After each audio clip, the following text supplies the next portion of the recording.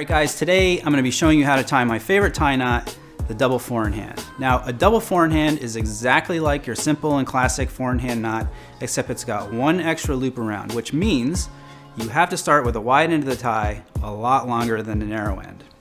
So step one is to cross the wide end over the narrow end, then bring the wide end behind and wrap it around. Now as you make this first loop, it's important that you keep your finger inside of the wrap. Next, you're going to bring the wide end behind one more time and then wrap it around again. Now, the coolest thing about this tie knot, in my opinion, is when you see people wearing it, you can actually see the double wrap. And the way you achieve this effect is when you bring the tie over for the second time, you leave a little bit of the first wrap showing. Next, you're going to bring the wide end up and over, and then while you're holding the two loops that you've made, thread the tie through. I always like to keep it straight as I pull it through because that helps make a great dimple.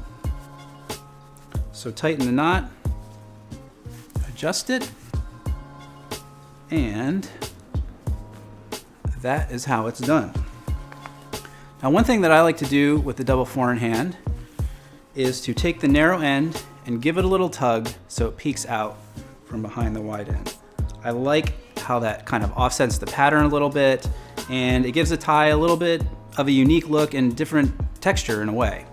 So this is a great knot, and one of the reasons I really love it is because I have a shorter torso. So a lot of ties end up being really long on me. So the fact that we're making the extra loop around, it kind of shortens the tie, and it's great for people like me with a shorter torso. It makes the ties look much more proportional. It's a great knot for that. Plus, it just looks really, really cool. So very simple, that's how to do it. If you like this video, give it a thumbs up and be sure to subscribe to the channel. Leave a comment below, let me know what video you'd like to see next.